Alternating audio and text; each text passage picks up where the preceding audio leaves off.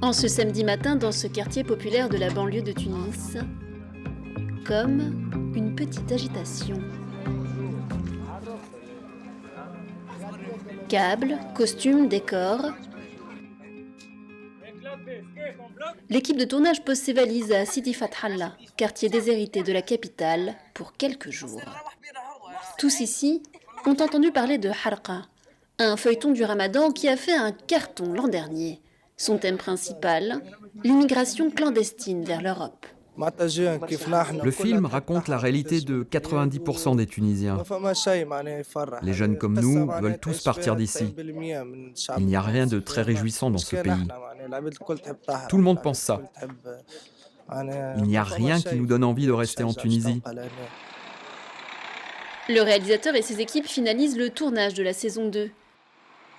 De quoi apporter un peu de distraction dans ce quartier où les journées se résument souvent à tenir les murs et regarder les avions passer. Ça nous fait plaisir d'avoir des projets de ce genre dans notre quartier. Ça permet aussi à plusieurs personnes de travailler ici. Il y a beaucoup de chômage chez nous. Tout le monde souffre. Alors cette équipe de tournage, on la reçoit bien. On veut travailler et gagner un peu d'argent. Ça permet de s'en sortir un peu, gagner 100 ou 50 dinars par-ci par-là.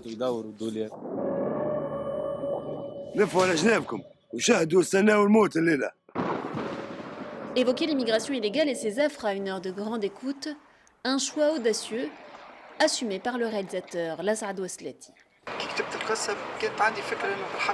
J'ai écrit ce scénario parce que la thématique de l'immigration illégale me touche et me concerne personnellement. Alors évidemment, en tant que réalisateur, je voulais aussi créer une série à succès. Mais au-delà de cela, je voulais surtout faire un feuilleton qui puisse avoir un impact qui dure dans la société.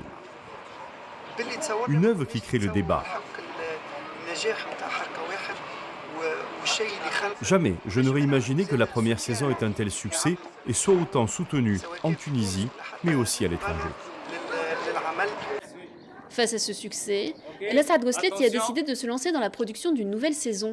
Harqa 2, c'est 20 épisodes de 40 minutes chacun pour un budget d'1 million d'euros, du jamais vu en Tunisie, pour une production ramadanesque. Le tournage, c'est presque 11 semaines de tournage. On est une équipe technique de plus que 70 techniciens tunisiens.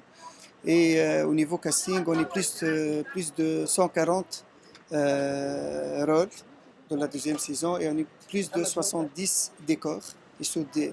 Donc, et on essaie à chaque projet de faire toujours mieux et montrer aussi le savoir-faire du technicien tunisien et artiste tunisien. Depuis la Révolution, le secteur audiovisuel est en pleine ébullition en Tunisie. Alors que le tournage de Harqa se poursuit, c'est la sortie d'un nouveau film qui agite le monde du cinéma à Tunis.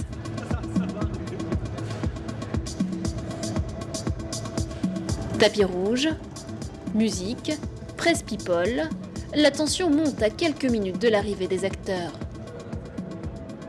Le long métrage en question est réalisé par Zafer Labidine, qui joue aussi le rôle principal. Lui qui est un des acteurs les plus connus de Tunisie, a fait équipe avec Dora Bouchoucha, une des plus grandes productrices du continent africain. C'est une première pour moi, mais comment on dit, sans Dora, j'aurais pas pu faire le film parce qu'elle m'a aidé beaucoup. Et puis là, j'attends avec impatience la réaction du public tunisien. C'est un film tunisien qui vient du cœur et j'espère que les Tunisiens vont sentir ça. Les réalisateurs, après la Révolution, se sont réconciliés avec eux-mêmes. Ils se sont défaits de l'autocensure, ils se sont libérés de l'autocensure. Donc, comme ils se sentent plus proches d'eux-mêmes, ils sont plus proches du public. Il n'y a pas de secret. Rodois, demain en français, est une immersion dans le quotidien d'un avocat tunisien.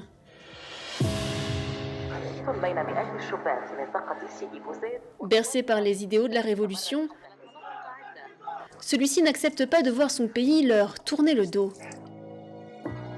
Un engagement dont il payera le prix fort, lui qui sombre dans une douce folie.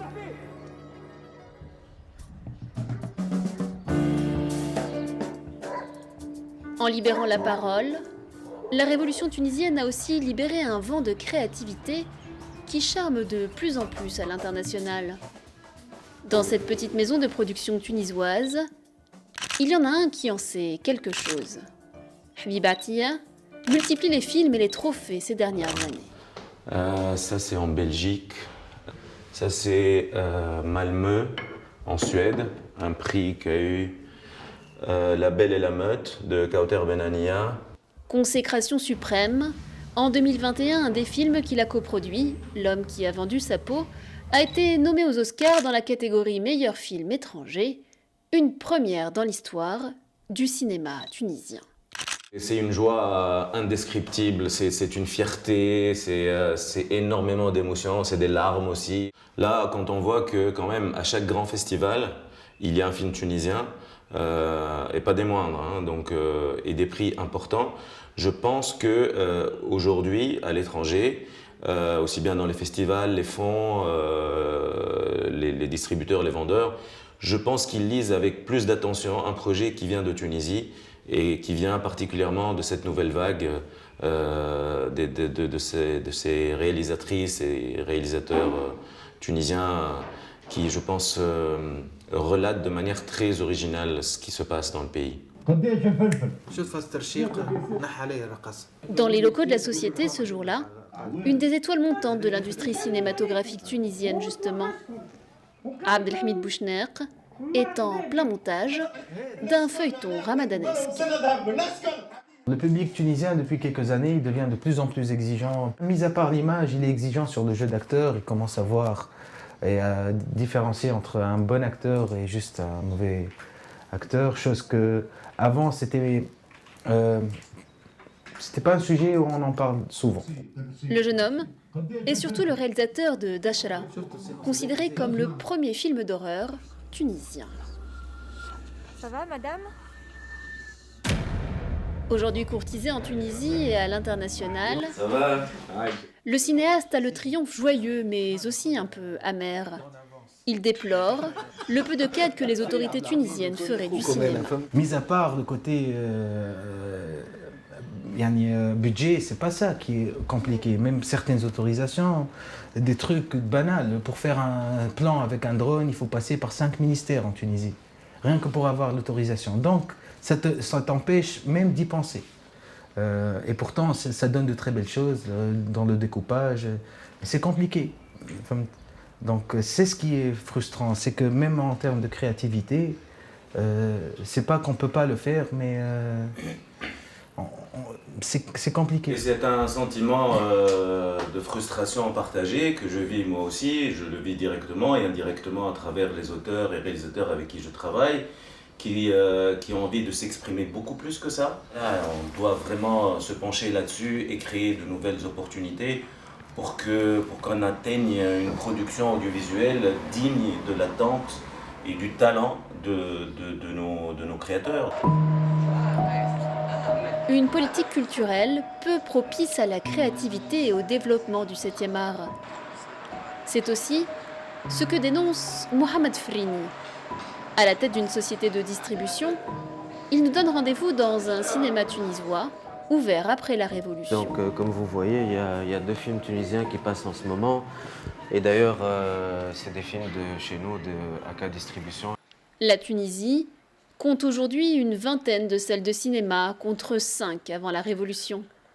4 fois plus qu'il y a 11 ans donc, mais toujours pas assez aux yeux de Mohamed Frini. C'est très peu par rapport à la demande, et ça on le sait puisque nous allons régulièrement partout à travers la Tunisie présenter des films dans des espaces autres que des salles de cinéma. Et là on voit qu'il y a beaucoup de demandes, surtout pour les films tunisiens.